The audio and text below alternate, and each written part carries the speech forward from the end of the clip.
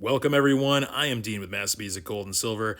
Thank you for joining me today. If this is the first time you're joining us, well, welcome. I hope you check out our other videos and maybe even consider subscribing to our channel. Today we're looking at Canadian 5-cent coins. These are one of my favorite coins to collect. Here's a nice 1922. This was the start of the series. The obverse was designed by W.H.J. Blakemore, and the high points here are on the leaves, the maple leaves. And we're going to get a little bit more into this a little bit later. But anyway, King George V series ran from 1922 to 1936, and these are 100% nickel. The obverse is designed by E.B. McKennell. And these are just, again, wonderful, wonderful coins. So we're going to be discussing the luster of these coins. We're going to be discussing grading and wear. So let's take a look. So you can see the luster is really protected along the rim within the legends. These are really protected, and then these are the wear points that you want to consider. Right here is where the wear really begins, in the crown and above the temple, and also on the livery necklace. That's the other place to look for wear, and that kind of gets you started on how to grade these coins. So looking at the luster and also looking at those wear points. So we're gonna dive deep in here, give you lots of examples because this might be the first time that you're looking at these and up close. So that's why I want to show you as many examples as I can today without being obnoxiously long. And I'm even going to show you going up the grading scale with these, so right up to about mint state. So I hope you stay tuned for the whole video. If not, you can always skip to the end to check out the grading part. But we're going to be taking a deep dive here. So you can see just a little bit of trace of wear here on these leaves.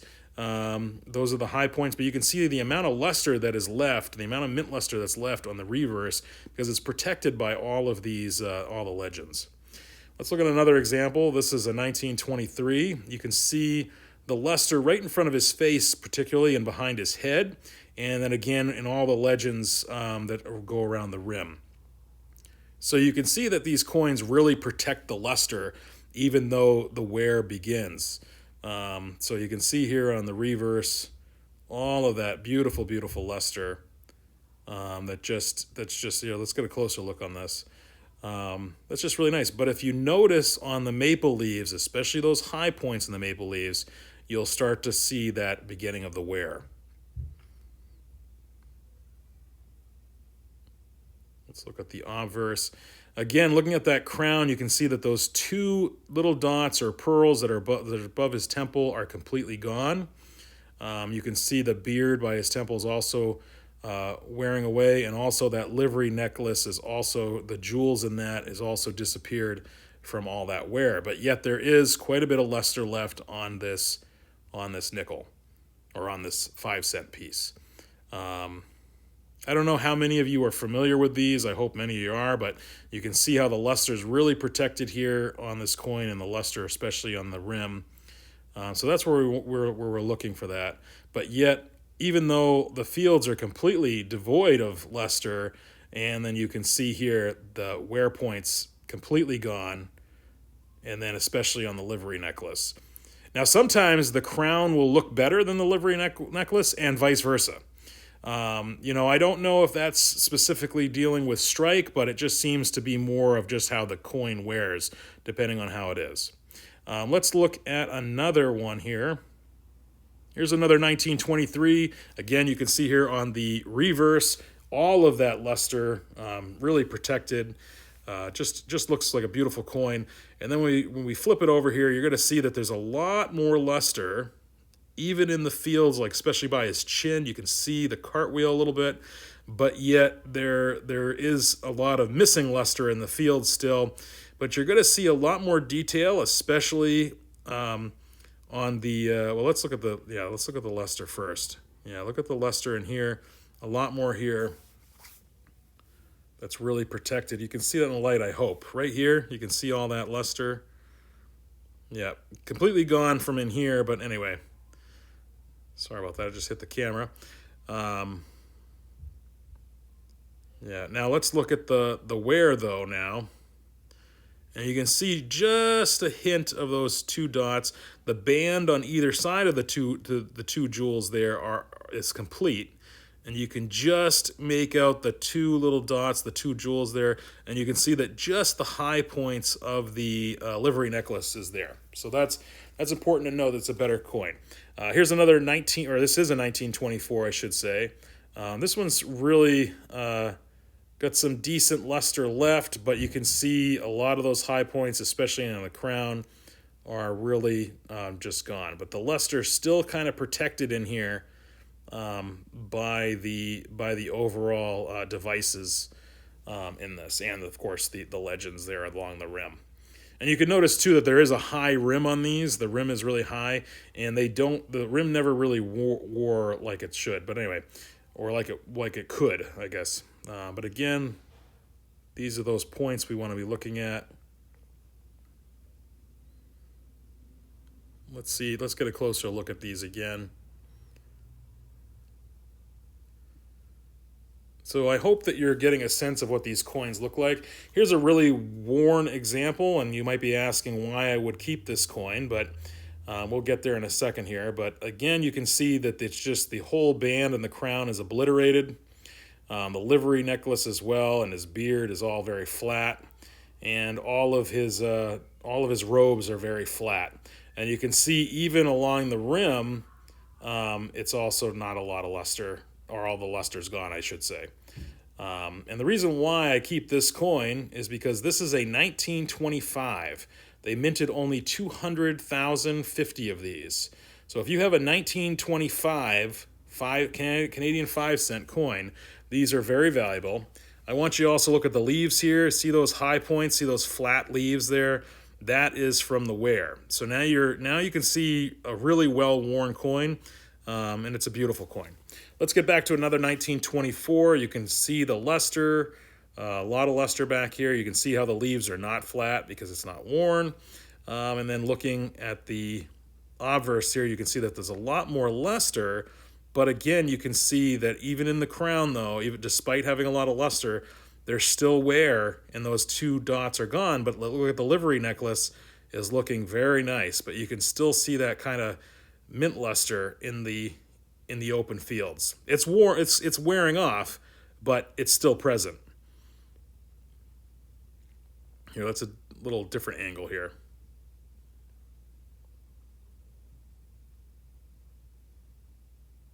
Yeah, this is a nice example. And so I hope you're getting a sense of what these coins look like, how they wear, what the luster looks like. Here's another one here. This one actually has a little bit of proof-like qualities to it, which was not uncommon for a lot of Canadian nickels. This is a 1927. You can see that the luster is a little bit more subdued on the reverse,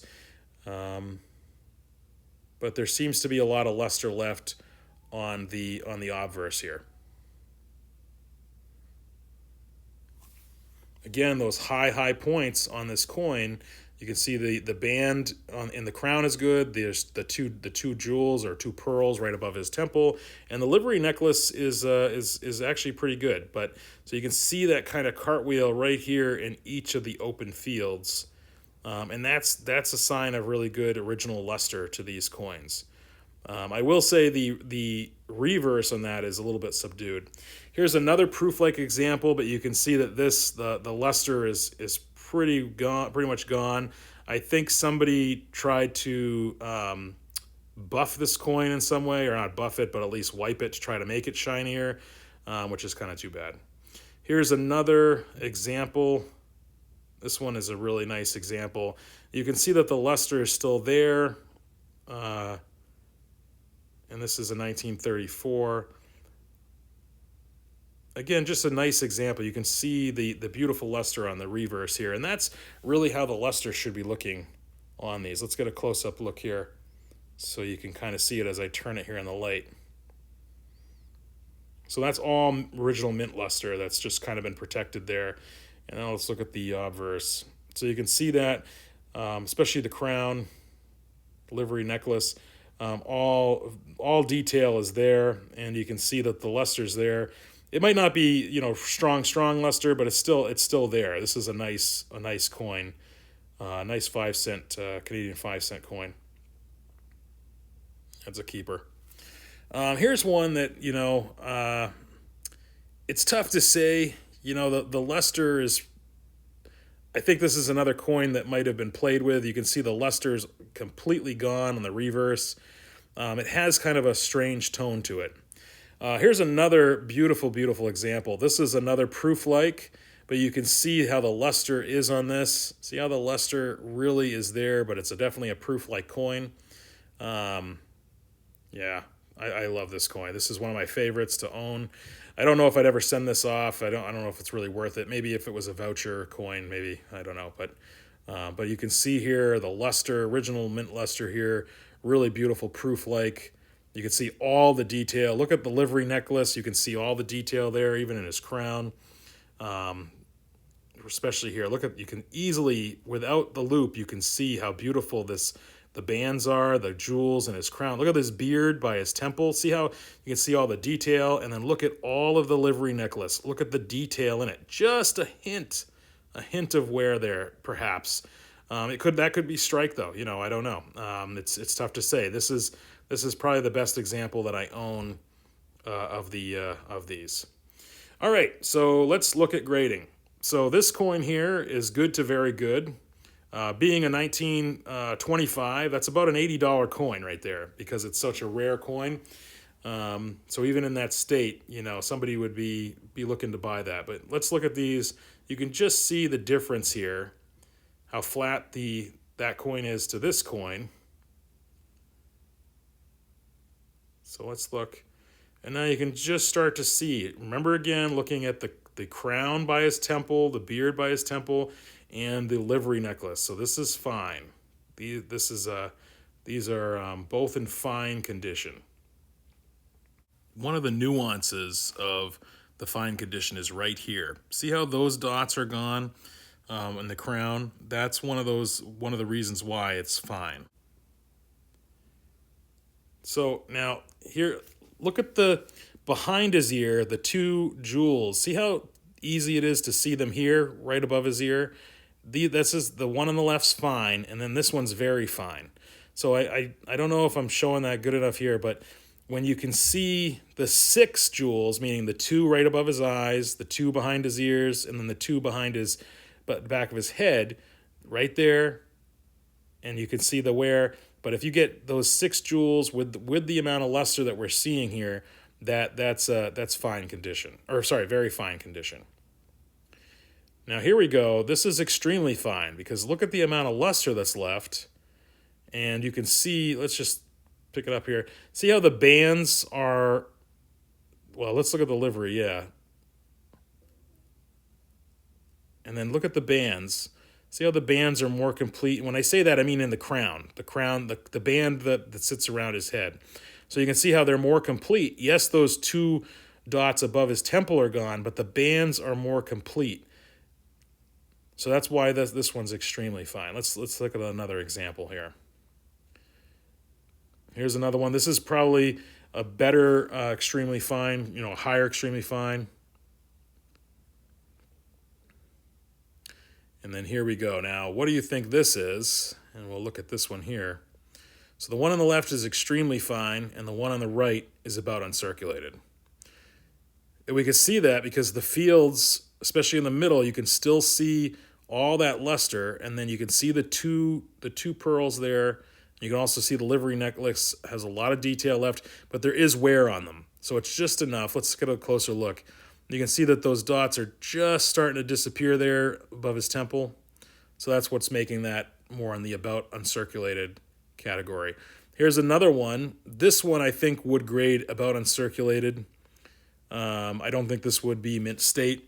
And the reason why I say that is I just don't think the luster's there, and you can start to see, even though it has nice luster, you can still see those high points, especially those 2 jewels, and on the livery necklace showing that wear. All right, let's look at our last coin here. This is that, oops, of course I'm going to drop it. So this is a really beautiful coin, mint state coin. The detail's right. The luster is flashy. To me it looks like a proof-like quality, but I don't think any of them really grade proof-like, but it would be nice. But you can see here all the detail. Just looking at this coin, you can see the amount of detail that's here. The livery necklace looks great. The hair just above his ear and by his temple looks fantastic. His crown, the bands look wonderful.